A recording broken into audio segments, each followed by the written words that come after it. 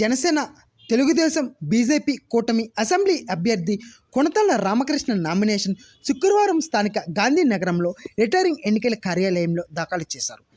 ఈ కొనతాళ్ల నామినేషన్కి అనకాపల్లి పట్టణంలో ఏ వీధిలో చూసినా జనసమూహంతో తేలింది.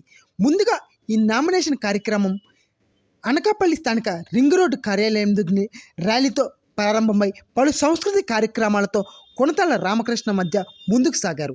ఈ ర్యాలీ అనకాపల్లి చేపల బజార్, పెరుగు బజార్, నెహ్రూ చౌక్ మీదుగా గాంధీనగరంలో ఉన్న ఎన్నికల రిటైర్ కార్యాలయానికి చేరుకొని అక్కడ నామినేషన్ దాఖలు చేశారు. ఈ జనసమూహాన్ని చూస్తుంటే దాదాపు కొనతాళ్ల గెలుపు ఖాయం అయినట్లే చెప్పవచ్చు. అనంతరం అక్కడ మీడియా సమావేశంలో మాట్లాడుతూ ఈ అరాచక పాలనకు ప్రజలే చర్మగీతం పాడి త్వరలో జనసేన, బీజేపీ, టీడీపీ కూటమి ప్రభుత్వం అధికారంలోకి వస్తుందని తెలియజేశారు.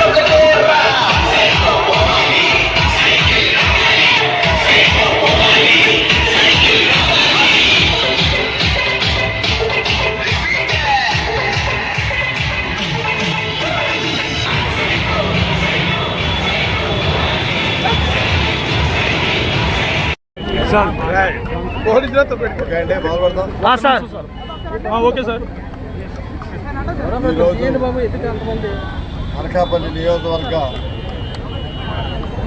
ఉమ్మడి శాసనసభ అభ్యర్థిగా జనసేన, తెలుగుదేశం పార్టీ, భారతీయ జనతా పార్టీ అభ్యర్థిగా జనసేన నుంచి శాసనసభకు ఈరోజు నామినేషన్ వేయడం జరిగింది.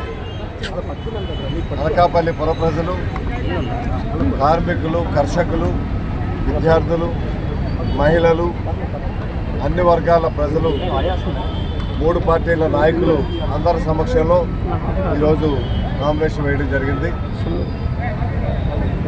ఉమ్మడి పార్టీల ఎన్నికల వాగ్దానాల్లో భాగంగా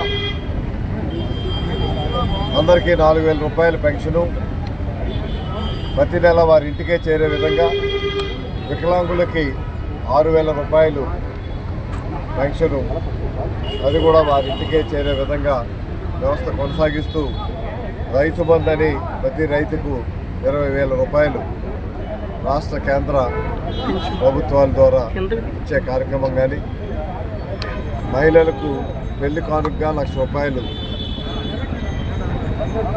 పెళ్లి సందర్భంగా ఇచ్చే బహుమతి, అదేవిధంగా మహిళలకు ఉచిత బస్ పాసు, 4 సిలిండర్లు రాష్ట్ర కేంద్ర ప్రభుత్వాలు ప్రతి కుటుంబానికి ఉచితంగా ఇచ్చే విధంగా ఇటువంటి కార్యక్రమాలు పొందుపరిచినటువంటి మేనిఫెస్టో ప్రజలు అభిమానించి ఆదరించి వారు అపూర్వమైనటువంటి అభిమానంతో అపూర్వమైనటువంటి విధంగా స్వాగతం పలికి ఈరోజు నామినేషన్కి అందరూ కూడా సహకరించినటువంటి ప్రజలందరికీ కూడా నా హృదయపూర్వక నమస్సుమాంజలు ధన్యవాదాలు తెలియపరుస్తున్నాను. జనసేన పూర్తయినటువంటి రోజు క్లాస్కు